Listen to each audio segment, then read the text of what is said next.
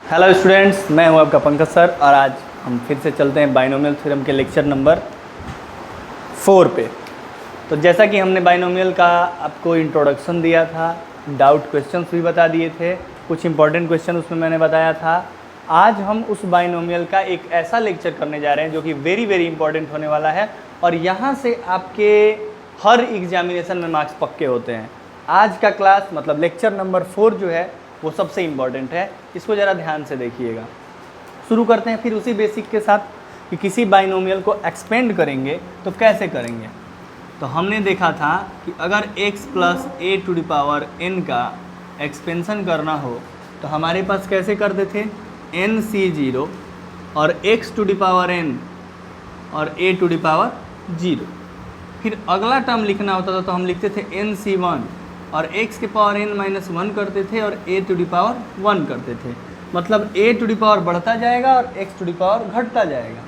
ऐसे ही हमने second term लिखा है nc2 x to the power n minus 2 a to the power 2 और ऐसे करते करते करते करते करते ncn x to the power 0 और a to the power n।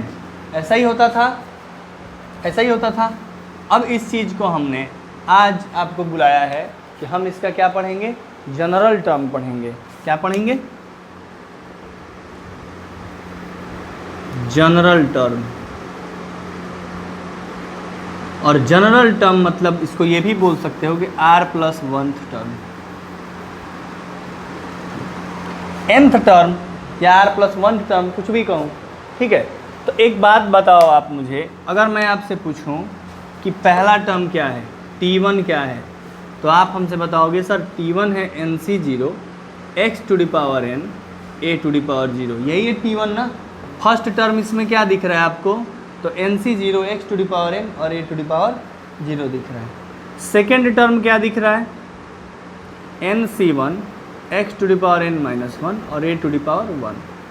Third term क्या दिख रहा है, यहाँ 3 है तो nc2 x to the power n minus 2 और a टू द पावर 2। तो जैसा कि आप देख रहे हो कि अगर यहाँ 1 है तो यहाँ 0, यहाँ 0 और इसमें से 0 घटा है। यहाँ 2 है तो यहाँ 1 है, यहाँ 1 घट गया है और 1 यहाँ है। यहाँ 3 है तो यहाँ 2, मतलब 2 है तो 1, 3 है तो 2। तो इसका मतलब अगर मैं r प्लस 1th टर्म लिखूँ तो हम क्या लिखेंगे, NCR, एक कम ना, r प्लस 1 माने कि एक कम और x के पावर n माइनस r और a to the power r। ये हमारा क्या हुआ, जनरल टर्म ऑफ बाइनोमियल हुआ। समझ में आया, जनरल टर्म कहो या r प्लस 1th टर्म कहो, जनरल टर्म कहो या r प्लस 1th टर्म कहो। तो जैसा एक एग्जांपल लेता हूँ मैं इस पर और आपको एग्जांपल के द्वारा समझाता हूँ। जैसे हमारे पास अगर ये एक बाइनोमियल है x plus 9 to the power 12 और पूछ रहा है कि फाइंड इट्स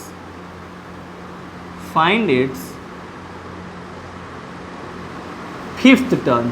क्या पूछ रहा है, फाइंड इट्स फिफ्थ टर्म। हमारे पास क्वेश्चन है कि इस बाइनोमियल का पांचवा टर्म क्या होगा।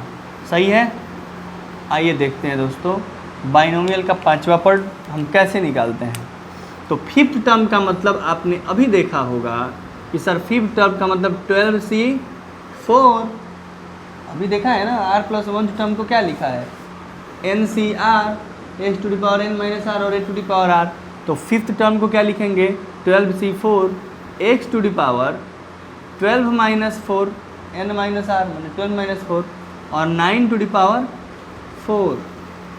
माने हमारे पास क्या आया, 12c4 x to the power 8 और 9 टू द पावर 4। आया बात समझ में आपको, पांचवा टर्म निकालने आया। तो ये रहा हमारे पास पांचवा टर्म और इस तरीके से हम आगे इसमें क्वेश्चंस करते जाएंगे। तरह तरह के सवाल पूछते हैं। इसी में पूछता है कि find the coefficient of x to the power n, find the coefficient of independent term from x, यानी x से इंडिपेंडेंट टर्म कौन सा है। तो इसमें तरह तरह के सवाल बनेंगे। अभी हम इसको सामने ला के आते हैं, पहले इसको नोट करिए। देखा कि ये जनरल टर्म क्या होता है, ठीक है। तो जनरल टर्म क्या होता है, r plus one term equal to n c r x to the power n minus r और a to the power r. तो जनरल टर्म हमने निकाल लिया। अब हमारे पास कहेगा कभी कभी कि मिडिल टर्म क्या होगा, ठीक है, मिडिल टर्म पूछेगा। आर प्लस वन टर्म तो आपने बताया अभी कि आर प्लस वन बराबर n c r x to the power n minus r और a to the power r, ये हो गया। जनरल टर्म के बाद होता है आपके पास मिडिल टर्म।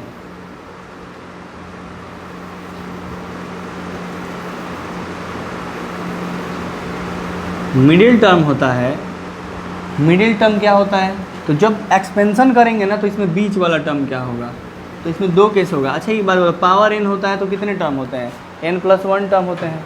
किसी बाइनोमियल का पावर एन है तो उसमें टर्म्स कितने, एन प्लस वन टर्म। तो अगर एन इज इवन हो मतलब 20 हो तो कितने टर्म, 21 टर्म। 10 हो तो 11 टर्म होगा ना। तो अगर एन इवन है तो मिडिल टर्म का फॉर्मूला होता है n/2 प्लस 1th टर्म। मैंने आपसे अगर पूछ रहा है मिडिल टर्म बताइए, तो अगर x plus a to the power 12 लिखा है तो उसका मिडिल टर्म क्या होगा, 12/2 प्लस 1th टर्म, मैंने 12/2 6 और 6 प्लस 1 7th टर्म, और 7 टर्म बता लेंगे, अभी मैंने बताया है। अगर n ऑड है, इफ n इज ऑड, अगर n ऑड है तो अगर n ऑड है तो फॉर्मूला आपका बनता है n प्लस 1/2 टर्म, दो मिडिल टर्म होंगे, n प्लस 1/2 टर्म और n प्लस 3 और नहीं एंड प्लस 3/2 टर्म, दो मिडिल टर्म होगा कैसे। अब मान लो मैं आपको क्वेश्चन देता हूँ यहाँ पे इसी पे कि find the middle term of the expansion, find the middle term of expansion x plus 1/5 to the power 7, या फिर 6 करते हैं, पहले इवन का बताते हैं, ठीक है। तो यहाँ पे एक बात मुझे बताओ भाइयों कि अगर मैं यहाँ पर x plus 1/5 to the power 6 करता हूँ तो मिडिल टर्म का फॉर्मूला क्या लगाऊंगा, n/2 प्लस 1th टर्म, माने 6/2 प्लस 1th टर्म, माने 6/2 3 प्लस 1 4th टर्म, और 4th टर्म का फॉर्मूला क्या हो जाएगा, NC3 की 6 थी 3, 6C3 x to the power 6 minus 3 1/5 to the power 3, तो 6C3 x to the power 3 और 1/5 टू द पावर 3, ये क्या हो जाएगा, 4th टर्म इसका हो जाएगा मिडिल टर्म, और मिडिल टर्म पूछेगा तो हम बता लेंगे।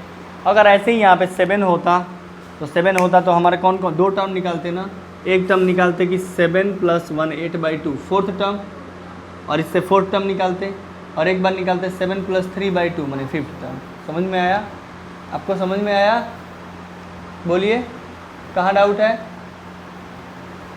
सही है, डाउट नहीं है, नोट कर लीजिए इसको।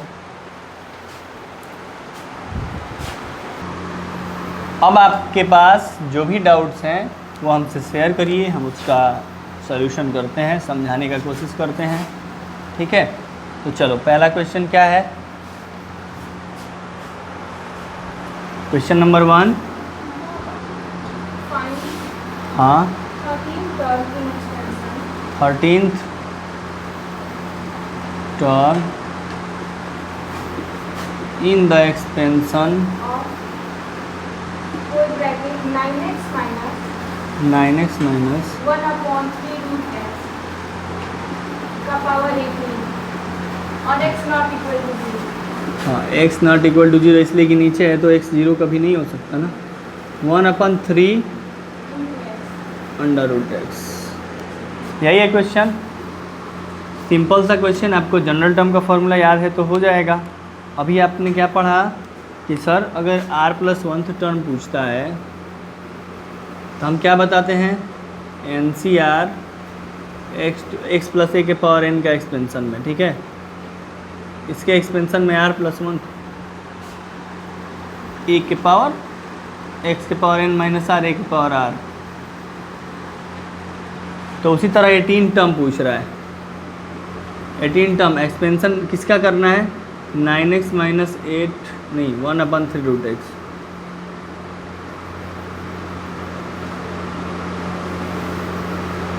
तो भाई 18th टर्म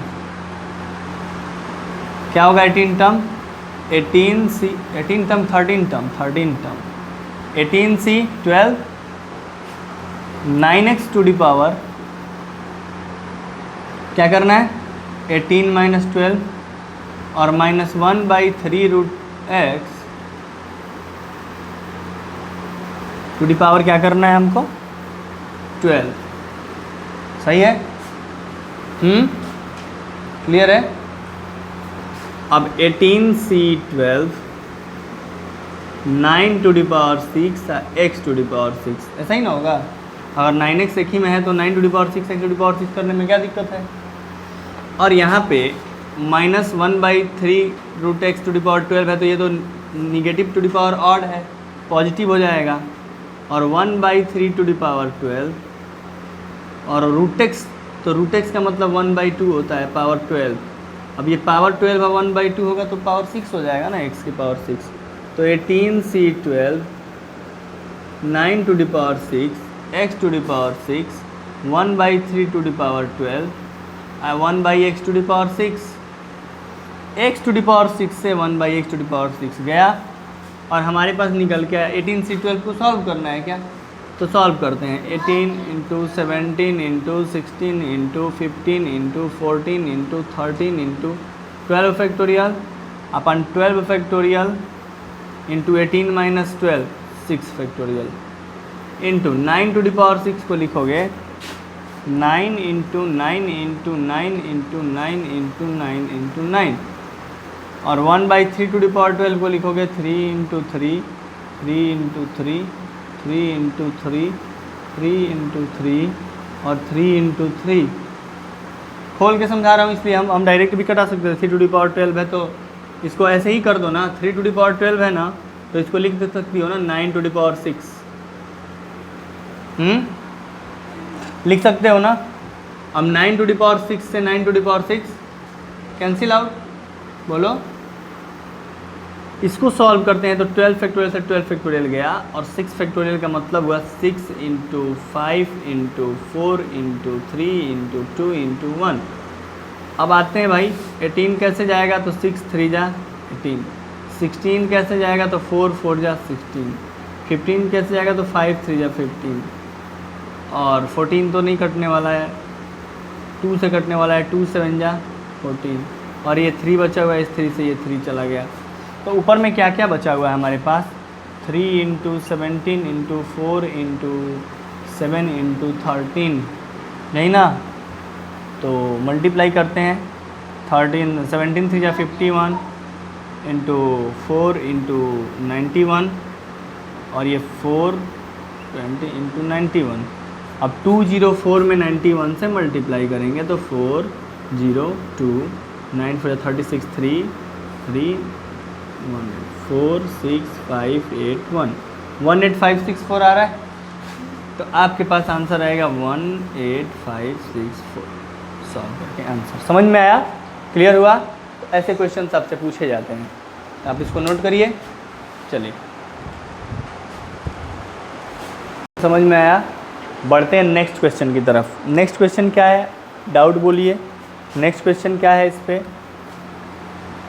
क्वेश्चन होगा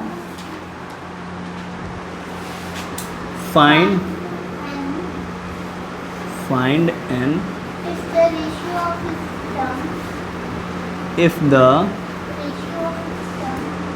ratio of fifth term from the beginning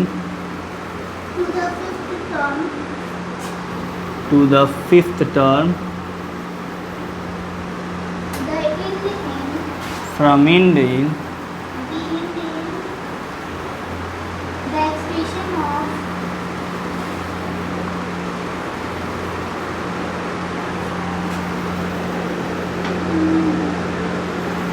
expression of इसको क्या बोलेंगे? Fourth root of 2 fourth root of 2 plus 1/4 root of 2। Square root होता है तो यहाँ 2 होता है, क्यूब रूट होता है तो यहाँ 3 होता है, फोर्थ रूट है तो यहाँ 4 है। हाँ, कब पावर एन n।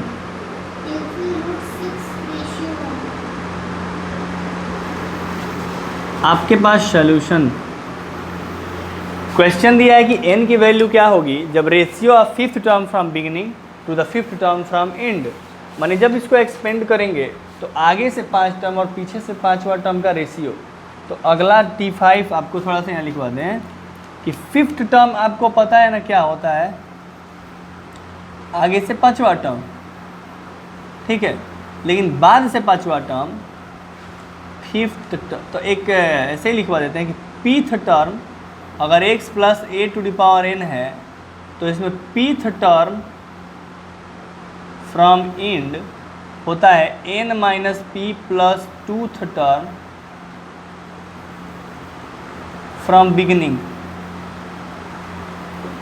ठीक है, शुरुआत से n minus P plus tooth term जो होगा वही लास्ट से 5वां टर्म होगा। तो आइए देखते हैं, अगर n है तो इसमें आपको रेशियो पूछा है, 5वां टर्म तो आराम से T5 कैसे निकलेगा, तो T5 निकलेगा NC4 रूट 2, यहाँ 4 to the power 4, 1/4 3 to the power 4। ये आपके पास क्या हो गया, ये आपके पास हो गया फिफ्थ टर्म। अब फिफ्थ टर्म फ्रॉम लास्ट या फिर फिफ्थ टर्म फ्रॉम एंड, तो यहाँ लिखते हैं कि fifth term from last is equal to n minus 5 plus tooth term from beginning, होगा ना, माने n माइनस 5 प्लस 2 n minus 3 n minus third ना, n माइनस थर्ड टर्म आपको निकालना है। तो n माइनस थर्ड टर्म कैसे निकलेगा, तो अगर यहाँ n माइनस 3 लिख रहे हो तो इससे एक कम होगा ना, NC n माइनस 4 यहाँ लिखोगे ना, एक कम लिखते हो, जैसे 5 लिखे हो तो 4 लिखे हो, तो n माइनस 3 को n माइनस 3 माइनस 1 माने n माइनस 4। आया बात समझ में? अगर शुरुआत से 5वां टर्म पूछ रहा है तो वो तो समझ में आया फिफ्थ टर्म, लास्ट से 5वां टर्म पूछ रहा है, इसे मान लो। इसके लिए मैं तुमको एक बेसिक एग्जाम्पल देता हूँ। इस क्वेश्चन को करने से पहले ये देखो, समझो इस क्वेश्चन का इंट्रोडक्शन है। एक बात बताओ मुझे कि क्या ये जानती हो कि x plus a to the power 5 हो तो इसको लिखते हैं 5c0 x to the power 5 a to the power 0। दिखाई दे रहा है ये दिखाई दे रहा है आप लोग को, ये दिखाई दे रहा है ये कि इसको मिटाऊँ और यहाँ बढ़े, तो 5c0 x to the power 5 a to the power 0 plus 5c1 x to the power 4 a to the power 1 plus 5c3 2 x to the power 3 a to the power 2 plus 5c4 a to the power 2 a to the power x to the power 2 a to the power 3 plus 5c5 x to the power 1 5c2 3 ना यार, यहाँ 4 x to the power 1 a to the power 4 plus 5c5 x to the power 0 और a to the power 5। ये बात समझ में आया? इतना बात हम कहें कि बताओ बाबू कि third term from beginning, third term क्या होगा, थर्ड टर्म फ्रॉम बिगिनिंग, तो क्या बताओगी? थर्ड टर्म फ्रॉम बिगिनिंग ये है ना 1 2 3, यही है ना। हम कहेंगे कि थर्ड टर्म फ्रॉम लास्ट, तो 1 2 3, तीसरा लास्ट से तीसरा टर्म यही है, हाँ यही है ना। तो तुम यहाँ लास्ट से तीसरा टर्म मैं टिक कर लेता हूँ इसको। अब चलो मेरा फॉर्मूला सही है कि नहीं मैं देखता हूँ। तो मैंने लिखवाया है कि अगर x plus a to the power n है और पीथ टर्म फ्रॉम लास्ट कर रहा है तो n में से p को घटा के 2 जोड़ देंगे। तो अगर इसमें मान लो कि थर्ड टर्म फ्रॉम लास्ट बोल रहा है तो इसका मतलब 5 minus 3 plus 2th term from beginning, शुरुआत से। तो 5 माइनस 3 2, 5 माइनस 3 2 और 2 plus 2 4th term from beginning है कि नहीं है। तो अब आओ 1 2 3 4 है ना 4th टर्म फ्रॉम बिगिनिंग। तो मैं लास्ट से तीसरा टर्म पूछूं या शुरुआत से चौथा टर्म पूछूं, वही बात आया। मैंने फार्मूला मेरा सही है कि n माइनस जो पूछ रहा हूँ वो plus 2th term from beginning, सही है। तो वही कर रहा था। यहाँ पे अगर 5th टर्म फ्रॉम लास्ट पूछा है तो मैं पूरे n में से 5 को घटा के plus 2th term from beginning, माने n माइनस 3rd टर्म। अभी समझ में आया। अब यहाँ n माइनस 3rd टर्म पूछ रहा है तो n माइनस 4 और रूट 2 यहाँ 4 लगा है to the power n minus 4 और 1 बाई क्यूब रूट है टू द पावर 4। ये बात समझ, n माइनस 4 है तो ये n माइनस 4 होगा, सॉरी यहाँ पे n माइनस r होता है ना, r की जगह n माइनस 4 है तो n माइनस 4 रख दो, और यहाँ क्या हो जाएगा r की जगह n माइनस 4 है तो यहाँ n माइनस 4 ही होगा। आया बात समझ में? इतना बात समझ में आया। 5th टर्म बोला था तो 5th टर्म निकाल लिए, और 5th टर्म फ्रॉम लास्ट बोला था तो 5th टर्म फ्रॉम लास्ट का फॉर्मूला लगा के 5th टर्म फ्रॉम लास्ट निकाल लिए। इतना बात क्लियर है। इन दोनों का रेशियो कितना है? √6:1। मैं थोड़ा इसको मिटा दूँ क्या? अब ये वाले को समझा लिया ना, ये समझ में आया। तो ये चीज़ थोड़ा सा इधर करते हैं। अब किसका रेशियो दिया हुआ है? इन दोनों का रेशियो, मतलब T5/Tn-3, इसका रेशियो क्या दिया है? √6:1। तो T5 क्या है? NC4 और √4 टू द पावर 1/4 है ना, टू द पावर 4। ये 1/3 to the power 1/4 to the power 4 upon NCn-4 और √2 का मतलब 2 to the power 1/4 to the power क्या है? n माइनस n गया 0 और माइनस माइनस प्लस 4, नहीं 4 आ जाएगा ना, बोलो। और ये आ जाएगा 3 to the power 1/4 to the power n-4। सही है, इतना बात सही है। और ये चीज़ हमारा कितना दिया है? √6:1। सही लिख रहा हूँ ना? यहाँ तक समझ में आया? बोलो। यहाँ के बाद से तुम्हें पता है कि NCr = NCn-r, तो NC4 बराबर NCn-4 कट गया। हाँ, ये कट गया ना प्रॉपर्टी से। अब यहाँ पे आओ, 2 to the power 1/4 to the power 4, 2, 4 से 4 गया, और ये 1/3।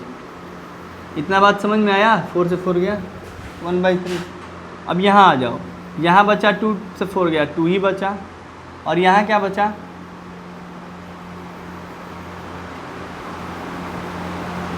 यहाँ बचा 1/3 to the power n-4/4 is equal to √6/1। अब एक बात बताओ मुझे कि 2 से 2 कैंसिल आउट, यहाँ पे 2 से 2 कैंसिल आउट हो जाएगा, और 1/3 और ये ऊपर जाएगा 3 टू द पावर n-4/4 ऊपर जाएगा, और नीचे तो 3 है यहाँ पे, ये ऊपर में जाएगा इज इक्वल टू √6/1। अब इसको कर डालो। ये बताओ यहाँ के बाद से, ये देखो ये पहला था, यहाँ पहले समझाया, दूसरी बार यहाँ समझाया, यहाँ के बाद से जगह नहीं बच रहा है, मुझे इधर लेना पड़ेगा जगह। तो यहाँ देखो बेस सेम है तो पावर ऊपर जाके घट जाएगा, मतलब 3 टू द पावर n-4/4 -1 हो जाएगा। बोलो, इज इक्वल टू √6 को लिख सकते हैं 2 to the power 1/2 into 3 to the power 1/2। √6 है ना, बोलो। अरे 6 टू द पावर 1/2 है हमारा, कहीं 2 कहाँ गायब हो रहा है देखना है। ये सही लिखा हूँ ना 5th term NCn-4 4th root है पावर n-4 4 और 1/3 ये सही है, यहाँ भी सही है, यहाँ तो ठीक है, कट गया। तो मेरे पास यहाँ से 3 वो गायब क्यों हो रहा है भाई? 2⁻1/2 इधर भी तो आना चाहिए, ये 2⁻1/2 नहीं क्यों आ रहा है? n-3rd टर्म सही है, 5th टर्म बोला है फ्रॉम इंड, तो n-5 + 2 फ्रॉम बिगिनिंग, n-5 + 2 माने n-3rd टर्म फ्रॉम। यहाँ देखो, यहाँ तो 10 तो आंसर आ जाएगा, बट यहाँ पे हमसे एक मिस्टेक हुआ है स्टार्टिंग में ही, आप लोग भी ध्यान नहीं दिए हैं। T5 लिखा जाता है तो NCR x⁻n - r और a⁻r, और यहाँ क्या हो गया है, यहाँ 4 हो गया था डायरेक्ट, उसको n-4 लिखना है भाई, और इसकी वजह से पूरा लफड़ा यहाँ करना, तो आंसर 10 यहाँ आएगा ही, लेकिन यहाँ आंसर लाने से नहीं मतलब था, सेटिस्फाई भी तो करना चाहिए।